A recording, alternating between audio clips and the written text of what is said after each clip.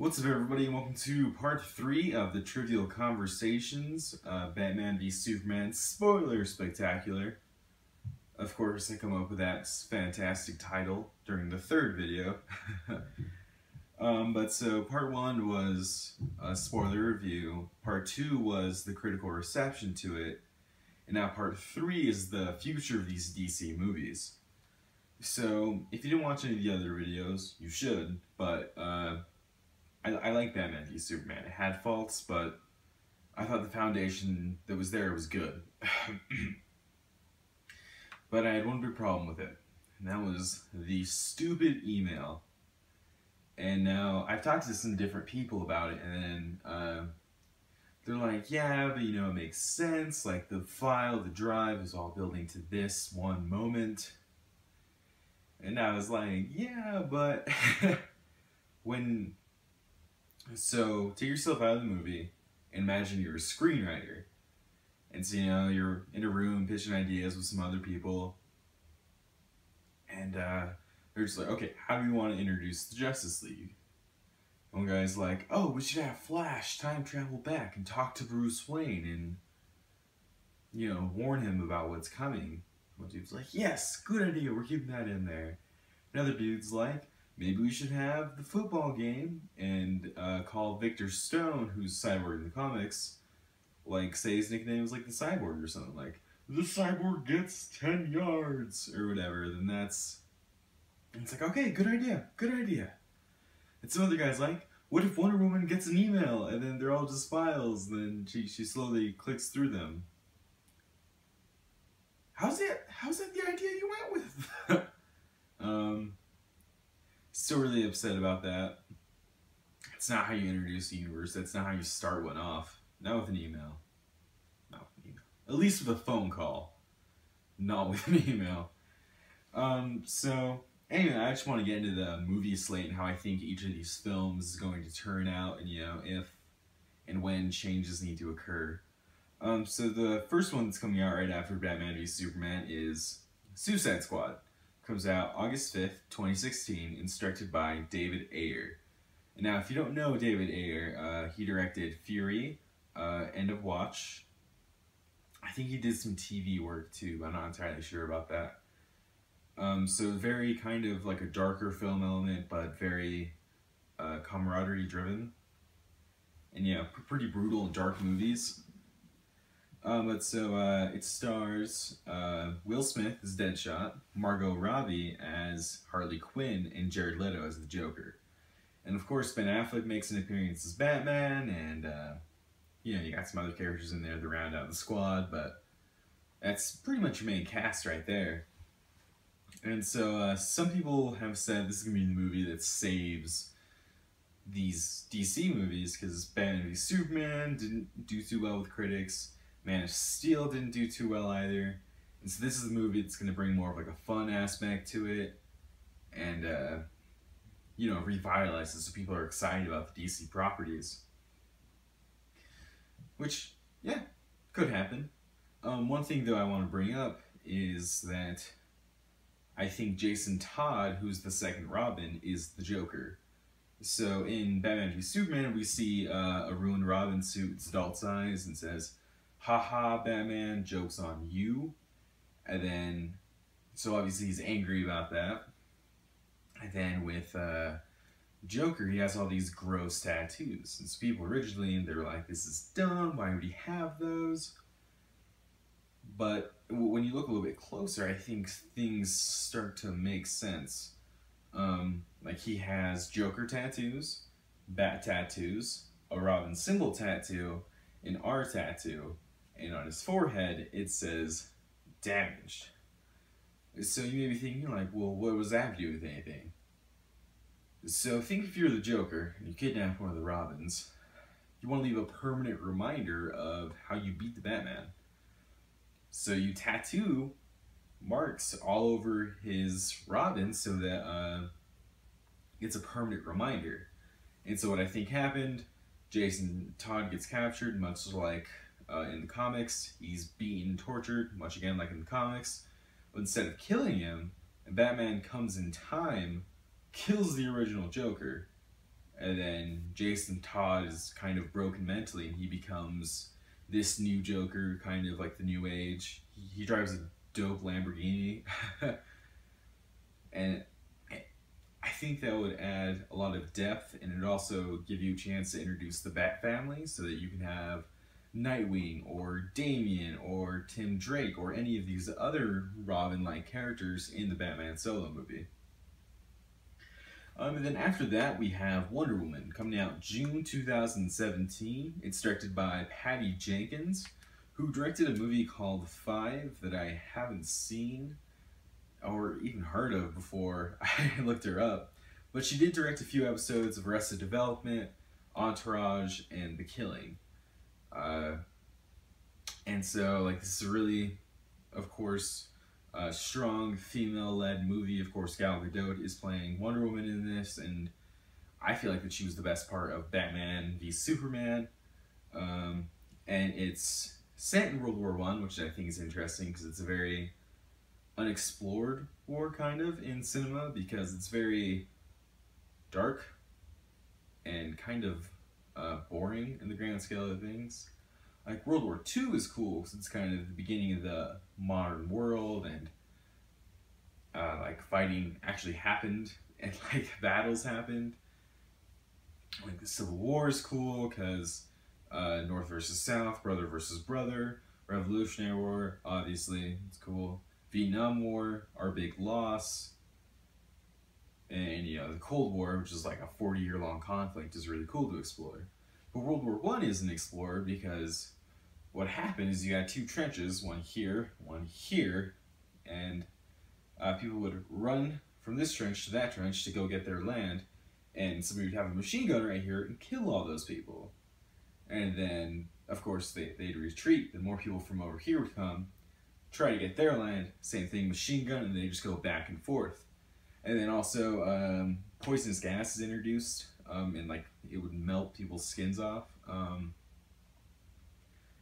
Overall, it's a real bummer of war. Like, it kind of ruined the mysticism of war. Like, people before would be like, oh, you know, you fight, you go with honor, you know, God save the Queen and whatnot. But this really gave you a hard look at war and what, like, living in the trenches was like. And it's a cool war, not very much explored. It also stars Chris Pine, who's playing Steve Trevor, and if you don't know who Steve Trevor is, he's kind of Wonder Woman's ambassador to the new world and a potential love interest. But obviously he's probably dead by the modern times, so I don't really know about that. Another thing, so it's set in 1918, so could the Flash show up at some point? Whether he's the one that in present day goes and talks to Diana and tells her to come out of hiding and that she needs to get the Justice League together. That would be cool, or if just you see like a red blur at some point. I don't know. Lots of cool possibilities with that film, and you don't really have to set up a universe like PBS did. And then after that, we have Justice League Part 1 coming in November 2017. Again, it's directed by Zack Snyder. So, my main thought on this is it time to ditch Zack Snyder here? BVS critically didn't work out too well. A lot of fans are upset about it.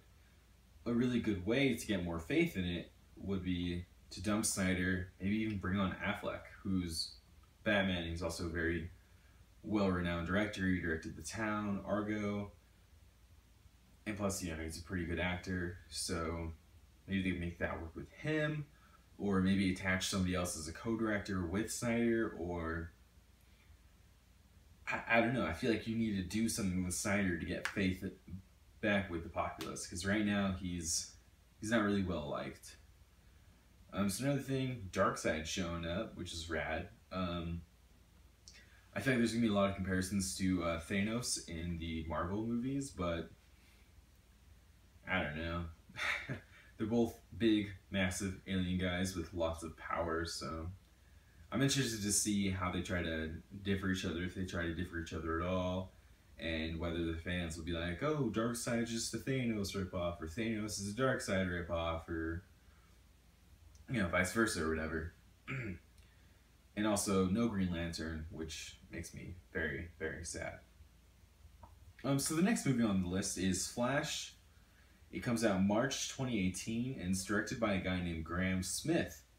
If you don't know who he is, don't worry, I didn't either. But he did write the Lego Batman movie, which is coming out, stars Will Arnett. And if you're familiar with the Lego movie, it kind of has that same tone, but just with Batman and just like DC heroes. So I'm curious to see how that movie does critically and financially. He also wrote Pride, Prejudice, and Zombies, which it's okay. It's not good. It's not bad. It's just okay. Goodness. It takes Pride and Prejudice, that classic story, and just adds zombies to it, and there's layers here and there. It's kind of a silly and a fun movie, and I think for Flash, that's kind of the tone you need to get, is a little bit more sillier, a little bit more funnier, because that's kind of what the Flash is known as in this modern age. It's kind of like a silly, goofy character who runs really fast. Then after that, we have Aquaman, directed by James Wan. And if you're not familiar with Wan, he directed The Conjuring, most of the Saw movies, a couple of the Fast and Furious movies, and he has a couple more horror movies coming out later this year. I'm excited for it. We saw Jason Momoa as Aquaman in Batman v Superman. What I saw of him in the movie, I didn't actually like, but I liked his look from what we've seen before, and I think Jason Momoa is a good choice for casting. He's a real big Polynesian dude who, frankly, can be scary when he needs to, and I think it's kind of what you need to bring to Aquaman to have him be more popular, not as much as the joke character as he is kind of with the common media. And there are claims that this movie will be lighter. James Wan was recently interviewed while he was walking around, showing off trailers for The Conjuring 2 and Lights Out. And they asked him, like, well, how's your Aquaman movie going to be? And he said it's going to be lighter, definitely. He doesn't know how lighter than Batman v Superman, but he says even his horror movies kind of have lightness to them. I gotta disagree with that, but I'm excited to see just where he takes this character. And then, after that, Shazam comes out April 2019. Black Adam is played by The Rock. If you're unaware of who Shazam is, the basic elevator pitch for the character is it's this young boy, and he finds this wizard, and the wizard gives him the powers of Shazam, and you know, he just yells that, and he turns into some big old dude who can throw lightning, and like each letter stands for something, like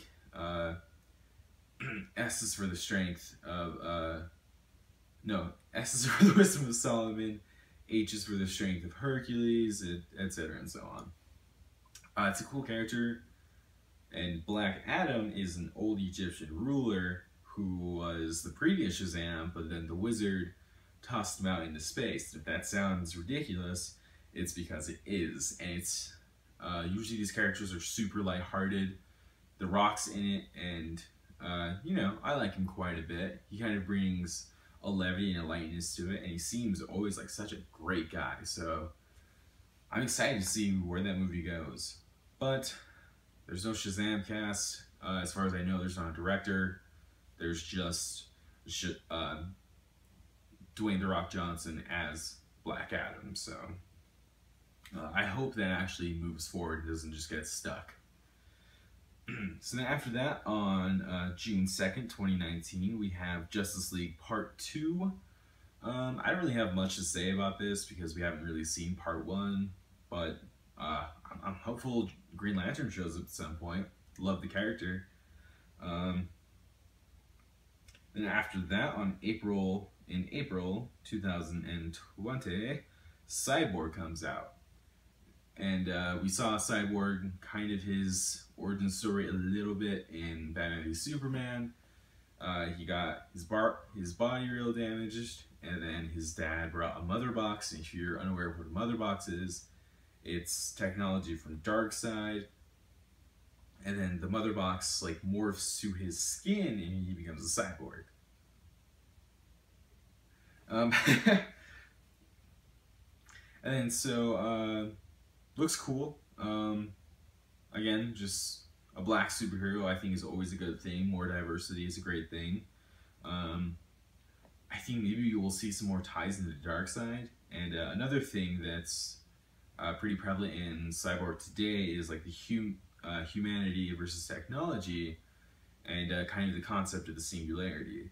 If you're unaware what the singularity is, it's the idea that we'll grow so attached to our technology at some point you won't be able to tell the difference.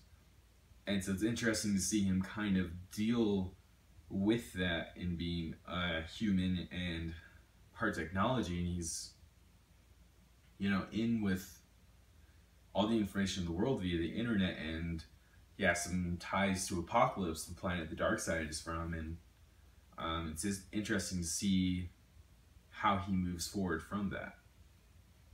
Then after that, in June 2020, Green Lantern comes out. And the movie itself is titled Green Lantern Corpse, so that leaves me hopeful that it will introduce more than just one Green Lantern.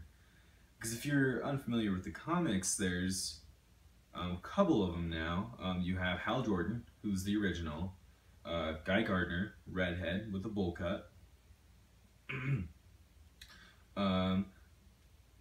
Kyle, who is Kyle Rayner, sorry. He actually becomes a White Lantern, which means he controls all the colors of lantern rings, and don't worry, there's plenty of that. That could be a whole video series on its own. And then you have John Stewart, who I think most people recognize as the Black Green Lantern. And also in the comics recently, they introduced two new Green Lanterns. One is named Jessica Cruz, and she originally had a thing called the Power Ring, which was, it's kind of like this parasitic thing that feeds off of their lack of willpower and their fear, and then it convinces them to do things for it. But eventually she gets that off, and she gets a real Green Lantern ring. And Simon Baz, who, again, another rookie Green Lantern, it's cool. I like his costume a lot, because it's kind of like a shirt like this, of course, super tight, because he's a superhero, and he's super jacked. And then he has gloves on, and then he has a Green Lantern ring, and then he's wearing kind of like a luchador mask with it. And both these characters, too, they're both minority characters, and I think it's, like I said before, it's good to inject diversity when it makes sense, when we can. So, some more thoughts. I think Justice League Part 1, which comes out in November 2017, needs to move up, because Star Wars Episode 8 comes out in December of 2017. And I don't know if you guys know this or not, but Star Wars will make all the money in the US economy, and then some. So I think it should move up to a September or October release to kind of just avoid that at all costs. And if you really feel like it, move Wonder Woman up to May. And a lot of these movies too, they're really just, I feel, right next to each other.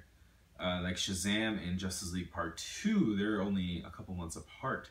Same thing with Flash and Aquaman. So I think maybe they need to have one movie in the spring and another in the fall. That's just how you should do it,